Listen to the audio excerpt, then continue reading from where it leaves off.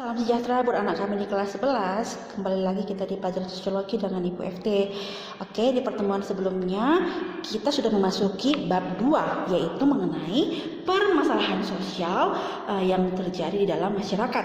Nah, dan dalam pertemuan itu kita sudah membahas mengenai apa itu pengertian dari masalah sosial dan beberapa pendapat pemikir sosiolog mengenai apa itu masalah sosial. Nah, jadi apa itu masalah sosial? Berbicara mengenai masalah sosial berarti kita berbicara mengenai masalah yang terjadi di dalam masyarakat. Nah, oke. Untuk pertemuan kali ini kita akan membahas mengenai teori-teori dalam permasalahan sosial. Nah, ini yang akan kita bahas dalam pertemuan kali ini. Untuk itu, Ibu harapkan kamu seperti biasa mempersiapkan buku paketmu atau referensi yang lain mengenai apa itu masalah sosial agar proses belajar kita bisa berjalan dengan lancar. Baik, kali ini kita akan langsung masuk ke materi kita mengenai teori tentang masalah sosial.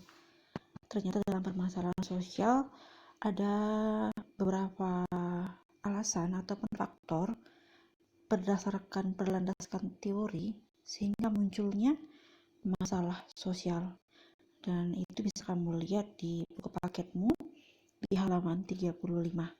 Ada 3 teori secara garis besar mengenai masalah sosial. Yang pertama yaitu teori fungsionalisme. Nah, ini bisa kita lihat ya. Menurut teori fungsionalisme, semua bagian masyarakat seperti keluarga, ekonomi, dan sekolah mempunyai fungsinya masing-masing dalam masyarakat. Nah, kita lihat ya bahwa ya dalam seperti keluarga, apa fungsi keluarga? Lembaga ekonomi, apa fungsi lembaga ekonomi dalam masyarakat? Sekolah sebagai lembaga formal, apa fungsinya dalam masyarakat? Nah, apabila masing-masing lembaga ini menjalankan fungsinya dengan baik, maka akan muncul keteraturan sosial atau situasi yang kondusif, situasi yang aman. Nah, tetapi sebaliknya, apabila masing-masing lembaga ini lari dari fungsi dan perannya, nah, maka muncullah ketidakteraturan sosial, dan itu terwujud dalam bentuk masalah sosial. Nah, ini bisa kamu lihat ya, langsung saja ya ke slide ini ada, kamu lihat kekerasan katanya. Nah, kekerasan adalah salah satu penyakit sosial yang disebabkan oleh proses sosialisasi atas norma dan nilai tidak berjalan baik. Sudah kita pelajari di kelas 10 mengenai apa itu sosialisasi. Ingat, sosialisasi adalah proses memperkenalkan, dan ada 4 agen secara garis besarnya. Salah satunya adalah keluarga. Nah, individu itu lahir dari keluarga. Apabila keluarga tidak menjalankan peran dan fungsinya dengan baik, maka ya individu itu akan muncul menjadi pribadi yang tidak baik. Nah, apa contohnya kira-kira? Misalnya dalam keluarga, apabila orang tua, ayah dan ibu itu tidak tahu siapa dia, apa peran dan apa fungsinya, maka anak akan muncul menjadi pribadi yang ugal-ugalan. Nah, ujung-ujungnya terjadi kenakalan remaja, dan itu salah satu masalah sosial. Nah, itu menurut teori fungsionalisme. Ingat ya anakku ya, teori fungsionalisme berarti ya fungsi dan peran itu tidak sejalan sehingga muncul ketidakteraturan sosial ataupun masalah sosial. Nah, yang kedua ada teori konflik. Nah, kalau mendengar kata konflik, apa yang terlintas di benak kita? Konflik pasti berkaitan dengan masalah. Nah, menurut teori konflik ini, masalah sosial timbul dari berbagai macam konflik sosial. Nah, ini bisa kamu lihat ya. Konflik ini berarti ada situasi yang tidak sesuai antara satu orang dengan orang yang lain atau antara kelompok dengan kelompok yang lain. Itu bisa kita lihat ya, di negara kita sering sekali terjadi konflik akibat SARA. Apa SARA? Suku, agama, ras, dan antar golongan. Nah, dan yang paling sering masalah dari SARA ini apa? Yaitu masalah ya ras ataupun mengenai agama. Nah, sering sekali kita merasa bahwa ya mungkin kamu tidak baik, saya baik, sehingga ya muncullah konflik. Nah, ini kamu lihat ya dalam slide ini apa katanya. Menurut teori konflik, masalah sosial timbul dari berbagai macam konflik sosial. Hal yang paling penting dan umum adalah konflik kelas. Apa itu kelas? Berarti adanya perbedaan kelas atau stratifikasi sosial. Ada golongan atas, golongan bawah, dan golongan menengah. Adanya perbedaan ras. Ingat pelajaran mungkin di kelas 10 belum ya, tapi sudah Ibu perkenalkan apa itu ras. Berarti ciri-ciri manusia berdasarkan unsur fenotip ataupun fisik. Berarti ada ras mongoloid, ras negroid, ras kaukasoid, dan yang paling sering konflik antara ya ras kaukasoid dengan ras negroid. Nah, yang menganggap bahwa warna kulitku paling bagus dan warna kulitmu tidak. Nah, itu berdasarkan ras.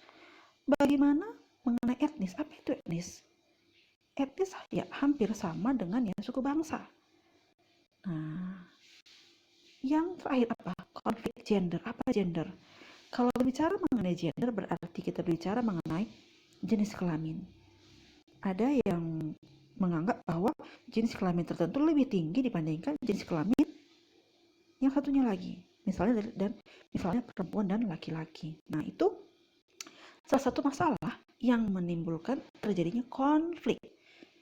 Nah, sehingga ya seperti yang terjadi belakangan ini di negara kita ya, kita lihat bahwa ya pernah terjadi masalah akibat adanya ujaran mengenai ras, sehingga ya benar-benar menimbulkan konflik yang begitu berat sampai ya memakan korban. Nah, itu mengenai teori konflik yang menyebabkan masalah sosial. Nah, yang ketiga, nah ini ada teori interaksionisme simbolis. Nah, apa kata dia di sini? Berbeda dengan teori fungsionalisme dan teori konflik yang melihat masalah sosial sebagai produk masyarakat, pada teori interaksionisme simbolik, nah, melihat masalah sosial sebagai interaksi simbol antara individu yang tidak mempunyai masalah sosial dan individu yang mempunyai masalah sosial. Nah, ini sering sekali ya, misalnya diskomunikasi. Nah, adanya kesalahpahaman antara satu orang dengan orang lain atau satu kelompok dengan kelompok yang lain. Nah, kamu lihat ya di dalam slide ini. Teori interaksionisme simbolik. Nah, interaksi sosial akan berjalan dengan baik jika kedua belah pihak menganggap perilaku satu sama lain sebagai sesuatu yang ramah. Nah, ini sering sekali ya kita melihat orang itu langsung ada prasangka, walaupun kadang-kadang prasangka itu tidak bisa dibuktikan. Curiga. Nah, pada saat orang melihatmu dengan tatapan yang mungkin sinis, kamu menganggap bahwa orang itu membencimu. Nah, sehingga muncullah masalah sosial. Nah, baik. Jadi berdasarkan 3 teori tersebut, nah ada teori fungsionalisme, teori konflik, dan teori interaksionisme simbolis, maka muncullah masalah sosial di dalam kehidupan masyarakat. Nah, jadi ini Ibu harapkan ya anakku dalam pertemuan kali ini kamu sudah paham mengenai ya latar belakang mengapa terjadi masalah sosial berdasarkan teori. Kalau berbicara mengenai teori berarti ini diungkapkan, dibuktikan oleh para pakar atau ahli sosiolog. Nah, itu bisa kamu lihat di buku ya. Kalau teori fungsionalisme itu tokohnya itu adalah Emil Durkheim, Talcott Parsons, Robert Carnarvon. Kalau dia teori konflik, tokohnya itu Karl Marx, Ralph Dahrendorf. Nah, kalau teori interaksionisme simbolis, tokohnya itu salah satunya George Headmead, Charles Horton Cooley, Irving Goffman. Nah, itu adalah para sosiolog yang memberikan ide atau pemikirannya mengapa masalah sosial itu muncul. Jadi ibu harap anak-anak ibu sekalian lebih paham. Nah, bahwa sosiologi ini ya memang benar-benar membahas mengenai kita, mengenai masyarakat. Terima kasih.